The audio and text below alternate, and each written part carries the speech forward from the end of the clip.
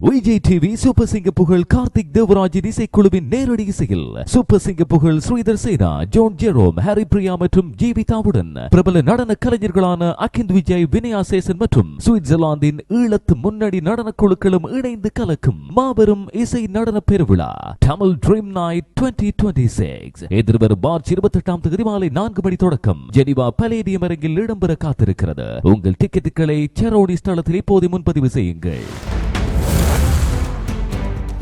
இது சுவிஸ் தமிழ் டிவியின் இன்றைய பிரதான செய்திகள். செய்தி ஆசிரியர் தேவாமதன், செய்திகளை வாசிக்கும் நான் துரையப்ப வினோத் கண்ணன். முதலில் தலைப்புச் செய்திகள். பாசல் நகைக்கடையில் அதிகாலை உடைப்பு, கொள்ளையர்கள் தப்பினர். சூரிச் அருகே வெடிகுண்டு அகற்றும் பணியில் வெடிப்பு, 2 காயம். ஜெனிவாவில் மின்சார மற்றும் ஹைபிரிட் கார்கள் ஆதிக்கம் அதிகரிப்பு. வெனிசுவேலாவின் முன்னாள் ஜனாதிபதியின் 687 பில்லியன் பிராங்க் சொத்துக்கள் சுவிஸில் முடக்கம். பிராவன்ஃபெல்டில் மோதல், 48 வயது நபர் காயம், 3 இளைஞர்கள் கைது. பெர்னில் அமெரிக்க தூதரக பாதுகாப்பு மேம்பாட்டுக்கு 36 பில்லியன் பிராங்க். சுவிட்சர்லாந்தில் தனிநபர் வரிமுறை விவாதம் சூடுபிடிப்பு. தொடர்பான விரிவான செய்திகள். சுவிஸ்ல இருக்கும் தமிழர்களே, ஒவ்வொரு வருஷமும் வரி விதிப்பால் கவலைப்படுறீங்களா? உங்க கஷ்டம் எங்களுக்கு புரியுது.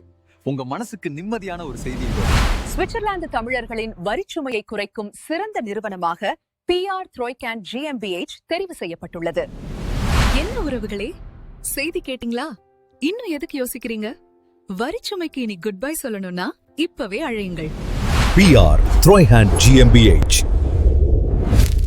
சுவிட்சர்லாந்தின் சூரிச் நகரில் புத்தம் புதிய டிசைன்களுடன் கண்கவர் தங்க நகைகளுக்கு நாட வேண்டிய ஒரே இடம் AK கோல்ட் ஜுவல்லரி. உங்கள் அழகை மேலும் மெருகூட்ட மெய்சில் இருக்கும் விலை கழிவுகளோடு நகைகளை பெற்றுக் கொள்ளவும் பழைய நகைகளை திருத்திக் கொள்ளவும் நாடுங்கள் AK கோல்ட் ஜுவல்லரி.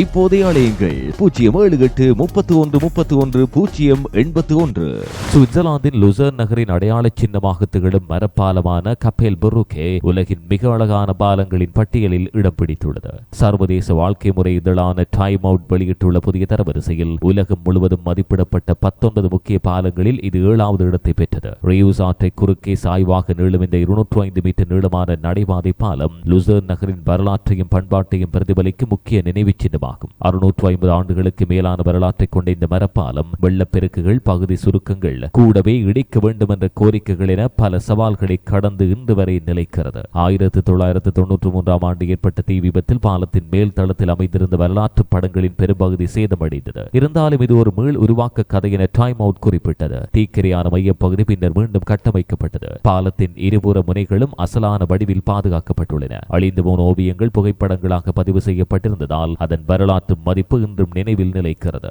பாலத்தின் மரத்தூண்கள் மரத்தொட்டிகளால் அலங்கரிக்கப்பட்டுள்ளன. 14ஆம் நூற்றாண்டைச் சேர்ந்த நீர்கோபுரமும் இன்றும் அங்கு கம்பீரமாக காட்சி அளிக்கிறது. இந்த நீர்கோபுரமானது பழமையான காவல் நிலையமாகவும் சிறையாகவும் பயன்படுத்தப்பட்ட வரலாறும் இருக்கிறது. கப்பல் புரூக்கே சுவிட்சர்லாந்தின் முக்கிய சுற்றுலா தலங்களில் ஒன்று. ஆண்டுதோறும் உலகம் முழுவதும் இருந்து லட்சக்கணக்கான சுற்றுலா பயணிகள் லுசர்னை தரிசிக்கின்றனர். சுவிட்சர்லாந்து சுற்றுலா, லுசர்ன் சுற்றுலா, கப்பல் புரூக்கே பாலம், உலகின் அழகிய பாலங்கள் போன்ற தேடல் சொற்களில் இந்த நகரம் தொடர்ந்து முன்னிலை வகிக்கிறது. பழமையும் பொறுமையும் இணைந்த சின்னமாக விளங்கும் இந்த மரப்பாலம் லுசர்னின் உறுதியையும் நகரத்தின் கலாசார பாரம்பரியத்தையும் உலகுக்கு எடுத்துக்காட்டும் அமைதியான சாட்சியாக திகழ்கிறது. உலகின் சிறந்த பாலங்களின் பட்டியலில் இடம்பெற்றிருப்பது சுவிட்சர்லாந்தின் சுற்றுலா மதிப்பை மேலும் உயர்த்தும் முக்கிய அங்கீகாரமாக பார்க்கப்படுகிறது.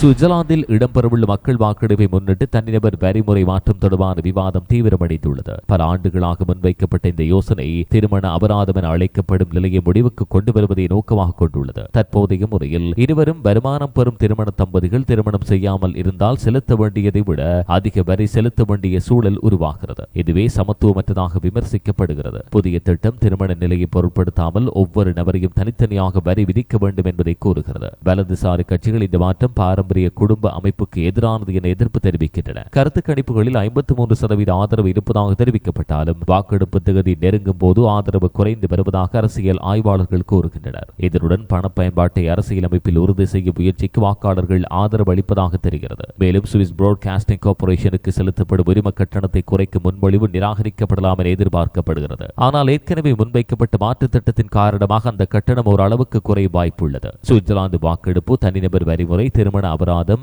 SVP உரிம கட்டணம் போன்ற விடயங்கள் தற்போது நாட்டின் அரசியல் சூழலில் முக்கிய கவனத்தை ஈர்த்துள்ளன.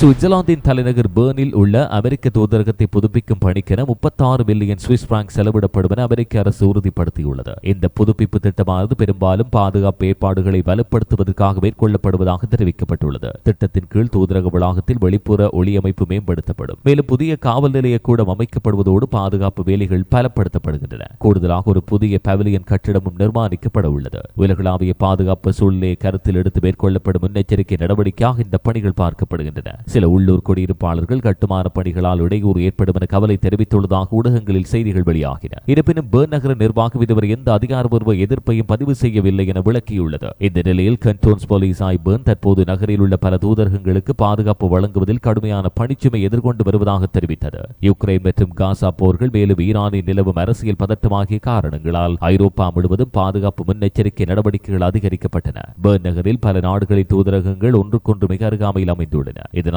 பாதுகாப்பு ஏற்பாடுகள் ஒருங்கிணைக்கப்படுவது முக்கிய அம்சமாக மாறியுள்ளது.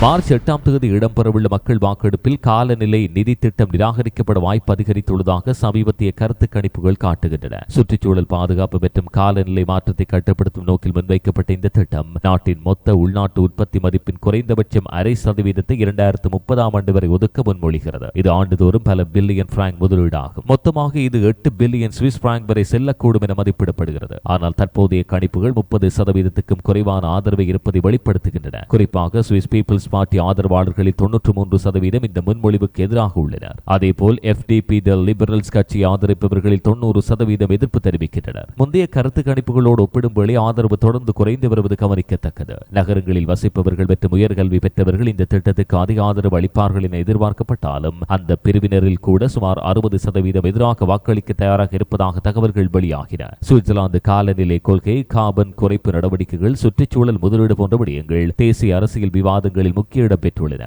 இருப்பினும் பொருளாதார சுமை மற்றும் அரசின் செலவின உயர்வு குறித்து எழுந்துள்ள கவலைகள் வாக்காளர்களின் மனநிலையை மாற்றியுள்ளதாக அரசியல் விமர்சகர்கள் கூறுகின்றனர். துர்கவ் கண்டோனில் அமைந்துள்ள ஃப்ராவன்ஃபெல்ட் நகரில் வியாழக்கிழமை மாலை ஏற்பட்ட மோதலில் ஒருவர் காயமடைந்து மருத்துவமனையில் அனுமதிக்கப்பட்டார். சம்பவத்தோடு தொடர்புடைய 3 இளைஞர்கள் தற்காலிகமாக கைதாகினர். துர்கவ் கண்டோனில் போலீசார் தெரிவித்தபடி மாலை சுமார் 7:30 அளவில் ஃப்ராவன்ஃபெல்ட் ரயில் நிலைய சதுக்க பகுதியில் 3 இளைஞர்கள் மற்றும் 48 வயதான ஒருவருக்கிடையே வாய் தகராறு ஏற்பட்டுள்ளது. ஆரம்பத்தில் பரஸ்பர வாய்வழி சச்சரவாக தொடங்கிய இந்த விவகாரம் பின்னர் உடல் மோதலாக மாறியது. அதன்போது இளைஞர்களில் இருவர் அந்த நபரை கைகளாலும் கால்களாலும் தாக்கியதாக ஆரம்பகட்ட விசாரணையில் தெரிய வந்தது. சம்பவத்தை கண்ட சுற்றுப்பயணிகள் தலையிட்டு நிலையை கட்டுக்குள் கொண்டு வந்துள்ளனர். இந்த மோதலை எவ்வாறு துல்லியமாக முன்னெடுத்தது என்பது குறித்து இன்னும் தெளிவில்லை. இது தொடர்பான விசாரணை தொடர்கிறது. காயமடைந்த 48 வயதான நபர் நடுத்தர அளவிலான காயங்களுக்கு உள்ளாகியதால் அவசர உதவி சேவையினரால் மருத்துவமனைக்கு கொண்டு செல்லப்பட்டார். சம்பவத்தின் பின் கண்டோன்ஸ் போலீசாய் துர்கவ் அதிகாரிகள் உடனடியாக செயற்பட்டு சம்பந்தப்பட்ட 3 இளைஞர்களையும் தற்காலிகமாக கைது செய்தனர். அவர்கள் துர்கவ் கண்டோனின் இளைஞர் வழக்கறிஞர் அலுவலகத்தில் முறையீடு செய்யப்பட்டுள்ளனர். சிறிய விளம்பர இடைவெளியின் பின் செய்திகள் தொடரும். கடந்த 21 ஆண்டுகளாக உங்கள் கனவுகளை நனவாக்க நாங்கள் உங்களுடன் இருக்கிறோம். வங்கிக் கடன், வீட்டுக்கடன், காப்புறுதிகள் அனைத்தும் ஒரே இடத்தில். சுவிட்சர்லாந்தில் வீடு வாங்கவும் விற்கவும் அனைத்து ஆலோசனைகளுக்கும் எம்மை நாடுங்கள். இது மாத்திரமின்றி திருமணம், பிறந்த நாள், விழாக்களின் போது எங்கள் மேஜிக் மிரர் போட்டோ பாக்ஸுடன் உங்கள் தருணங்களை சிறப்பாக்குங்கள். Kamal credit and magic mirror photo booth. சில நேரங்கள் நேரமே வாழ்க்கையை மாற்றும்.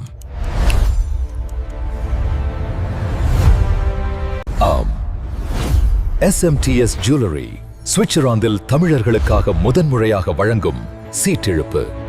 ராடோ மற்றும் ரோலெக்ஸ் வெற்றியாளராகி உங்கள் வாழ்க்கையில் நேரத்தை மட்டுமல்ல ஸ்டைலையே மாற்றுங்கள்.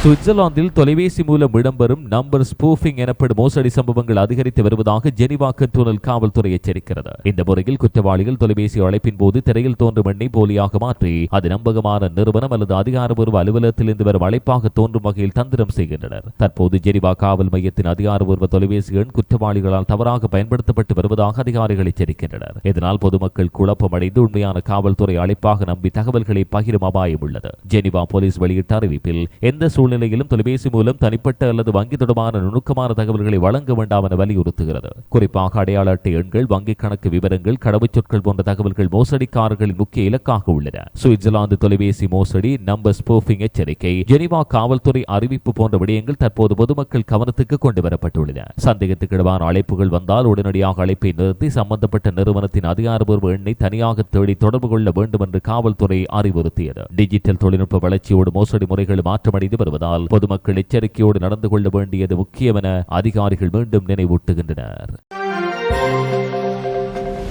வெனிசுவேலாவின் முன்னாள் ஜனாதிபதி நிக்கோலஸ் மதுரோவுடன் தொடர்புடையதாக கூறப்படும் 687 மில்லியன் சுவிஸ் பிராங்க் மதிப்பிலான சொத்துக்களை சுவிட்சர்லாந்து அரசு முடக்கியது. இந்த சொத்துக்கள் சுவிஸ் வங்கிகளில் வைக்கப்பட்டிருந்ததாகவும் மதுரோவுடன் நெருங்கிய தொடர்புடைய நபர்களின் பெயர்களில் இருந்ததாகவும் அதிகாரப்பூர்வ தகவல்கள் தெரிவிக்கின்றன. மொத்தமாக முடக்கப்பட்டுள்ள 687 மில்லியன் பிராங்குகளில் சுமார் 2 பங்கு ஏற்கனவே இடம்பெற்று வந்த குற்றவியல் விசாரணைகளின் ஒரு பகுதியாக தற்காலிகமாக தடை செய்யப்பட்டன. தற்போது மீதமிருந்த 239 மில்லியன் பிராங்கும் அதிகாரப்பூர்வமாக முடக்கப்பட்டதால் இந்த வழக்கோடு தொடர்புடைய அனைத்து சொத்துக்களும் முழுமையாக கட்டுப்பாட்டுக்குள் கொண்டு வரப்பட்டன. இந்த நடவடிக்கை சுவிட்சர்லாந்தின் பண மோசடி கண்காணிப்பு அமைப்பான MROS அறிவிக்கப்பட்ட தகவலின் அடிப்படையில் மேற்கொள்ளப்பட்டுள்ளது. இதன் மூலம் மதுரோ மற்றும் அவரோடு தொடர்புடையவர்களின் சொத்துக்கள் வெளிநாடுகளுக்கு மாற்றப்படுவதை கட்டுப்படுத்துவது முக்கிய நோக்கமாக இருப்பதாக சுவிஸ் மத்திய அரசு தெரிவித்தது. வெனிசுவேலா தொடர்பான சுவிஸ் சட்டத்தின் கீழ் தடைப்பட்ட பட்டியலில் உள்ள 37 நபர்களில் 21 பேரோடு தொடர்புடைய சொத்துக்களே பண மோசடி அறிக்கைகளில் இடம்பெற்றுள்ளன. எதிர்கால விசாரணைகளில் இந்த சொத்துக்கள் சட்டவிரோதமாக பெறப்பட்டவை என நிரூபிக்கப்பட்டால்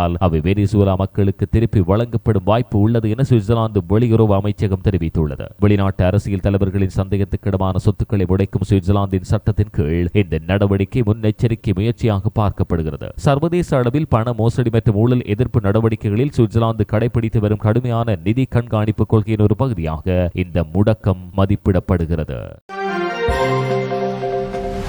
சுவிட்சர்லாந்தின் ஜெனீவா கண்டோனில் கார் சந்தை வேகமாக மாற்றமடைகிறது. 2025 ஆண்டில் பதிவான புதிய பயணியர் கார்கள் 10 ஹைபிரிட் அல்லது முழுமையான மின்சார வாகனங்களாக இருப்பதாக கண்டோனின் புள்ளி விவர அலுவலகம் வெளியிட்ட தரவுகள் சொல்கின்றன. இந்த ஆண்டில் மொத்த புதிய கார் பதிவுகள் 11,605 இருக்கும் என மதிப்பிடப்பட்டுள்ளது. இது கடந்த ஆண்டோடு ஒப்பிடுகையில் 2.5% உயர்வு. சுற்றுச்சூழல் விழிப்புணர்வு, எரிபொருள் விலை உயர்வு மற்றும் அரசின் பசுமை கொள்கைகள் ஆகியவை இந்த மாற்றத்திற்கான காரணங்களாகும். புதிய கார் விற்பனைகளில் ஹைபிரிட் வாகனங்கள் 56% பங்கோடு முதலிடத்தில் உள்ளன. முழுமையான மின்சார கார்கள் 13% பிடித்துள்ளன. இதனால் பாரம்பரிய பெட்ரோல் மற்றும் டீசல் வாகனங்கள் இணைந்து 30% மாத்திரமே பங்கை கொண்டுள்ளன. இது ஜெனீவாவில் பசுமை போக்குவரத்து நோக்கில் மாற்றம் தீவிரமடைந்து வருவதை காட்டுகிறது. பிராண்ட் அடிப்படையில் வாக்ஸ்வேகன் தொடர்ந்து முதலிடத்தில் உள்ளது. அதனைத் தொடர்ந்து மெர்சிடிஸ் பென்ஸ், ஆடி மற்றும் BMW நெருக்கமாக பின்தொடர்கின்றன. ஜெர்மன் கார் தயாரிப்பு நிறுவனங்கள் ஜெனீவா சந்தையில் இன்னும் வலுவான நிலையை தக்க வைத்துள்ளன. இருப்பினும் கண்டோனில் ஒருவருக்கு உரிய கார் எண்ணிக்கை குறைந்து வருகிறது. கடந்த ஆண்டில் மொத்தமாக சுமார் 2,14,000 கார்கள் பதிவாகின. இது முந்தைய ஆண்டை விட 1% குறைவாக குறைந்துள்ளதாக கணக்கிடப்பட்டுள்ளது. பொது போக்குவரத்து பயன்பாடு, நகர்ப்புற வாழ்வு முறை மாற்றம் மற்றும் சுற்றுச்சூழல் கொள்கைகள் ஆகியவை இந்த சரிவிற்கு காரணமாக இருக்கலாம். சுவிட்சர்லாந்தின் சூரிச் கண்டோனில் வெடிகுண்டுகளை அகற்றும் பணியின் போது ஏற்பட்ட பெரிய வெடிப்பில் 2 பேர் லேசான காயங்களுக்கு உள்ளாகினர். மேலும் சம்பவத்தால் பல கட்டிடங்கள் சேதமடைந்துள்ளதாக அதிகாரிகள் தெரிவித்தனர். சூரிச் நகரத்திலிருந்து சுமார் 15 கிலோமீட்டர்கள் மேற்கு பகுதியில் உள்ள எல்னோ எஃப்ரெட்டிகோ நகராட்சிக்குட்பட்ட டாச் சோதனை மற்றும் பயிற்சி மையத்தில் இந்த சம்பவம் ஏற்பட்டது. இந்த மையம் வெடிபொருட்களை கையாளுவதற்கும் தீ பாதுகாப்பு பயிற்சிகளுக்கும் பயன்படுத்தப்படுகிறது. கண்டோன்ஸ் போலீசாய் சூரிச் வெளியிட்ட அறிக்கையில், கடந்த புதனன்று மதியம் 1 மணிக்கு பின் ஒரு தனியார் இடிப்பு நிறுவனம் பல 100 கிலோகிராம் அளவிலான வெடிபொருட்களை அங்கு அகற்றும் பணியை தொடங்கியதாக கூறப்பட்டுள்ளது. திட்டமிட்டபடி அவை எரிந்து அழிய வேண்டிய நிலையில் இருந்தன. ஆனால் எதிர்பாராத விதமாக வெடித்து பல மீட்டர் விட்டம் கொண்ட பெரிய குழி உருவானது. வெடிப்பின் அதிர்வெண் காரணமாக தளத்தில் உள்ள பல கட்டிடங்களும் பாதுகாப்பு தங்கும் அறைகளும் கடுமையாக சேதமடைந்தன. சம்பவத்தோடு தொடர்புடைய நிறுவனத்தின் 2 பணியாளர்கள் லேசான காயங்களுக்கு உள்ளாகினர். அவர்களுக்கு சம்பவ இடத்திலேயே மருத்துவ உதவி வழங்கப்பட்டது. சுவிட்சர்லாந்து வெடிகுண்டு பாதுகாப்பு, சூரிச் வெடிப்பு சம்பவம், வெடிபொருள் அகற்றும் விபத்து போன்ற விடயங்கள் தற்போது கவனத்தை ஈர்த்துள்ளன. சம்பவத்துக்கான துல்லியமான காரணம் குறித்து மேலதிக விசாரணை இடம்பெறுவதாக போலீசார் தெரிவிக்கின்றனர். பாசல் நகரின் பிரபலமான ஃப்ரைஸ்ட்ராச பகுதியில் அமைந்துள்ள ஒரு நகைக்கடையில் வெள்ளிக்கிழமை அதிகாலை அடையாளம் தெரியாத நபர்கள் உடைத்து திருட்டு நடத்தினர். இது குறித்து பாசல் மாநில வழக்கறிஞர் அலுவலகம் வெளியிட்ட அறிக்கையில் சம்பவம் அதிகாலை சுமார் 2:50 அளவில் இடம்பெற்றுள்ளதாக கூறப்படுகிறது. கொள்ளையர்கள் கடையின் காட்சி ஜன்னலை சேதப்படுத்தி அங்கிருந்து நகைகள் மற்றும் மதிப்புள்ள பொருட்களை திருடிச் சென்றுள்ளனர். ஏற்பட்ட சேதத்தின் மொத்த மதிப்பும் திருடப்பட்ட பொருட்களின் சரியான தொகையும் தற்போது விசாரணைக்கு உட்படுத்தப்பட்டுள்ளன. சம்பவத்தின் பின் குற்றவாளிகள் எந்த திசையில் தப்பிச் சென்றார்கள் என்பது இதுவரை தெரியவில்லை. உடனடியாக தேடுதல் நடவடிக்கைகள் கொள்ளப்பட்டாலும் சந்தேக நபர்கள் இதுவரை கண்டுபிடிக்கப்படவில்லை. சம்பவம் தொடர்பில் தகவல் அறிந்தவர்கள் போலீசாரை தொடர்பு கொள்ள அறிவுறுத்தப்படுகின்றனர். நகர மையப்பகுதியில் இடம்பெற்ற இந்த சம்பவம் பாதுகாப்பு ஏற்பாடுகள் குறித்து மீண்டும் கேள்விகளை தூண்டியுள்ளது. இந்த அளவோடு சுவிஸ் தமிழ் டிவியின் இன்றைய பிரதான செய்திகள் நிறைவுக்கு வருகின்றன. இதுபோன்ற மேலதிக செய்திகளை பார்வையிட எங்களுடைய இணையதளமான swissthamil24.com அணுகுங்கள். வணக்கம்.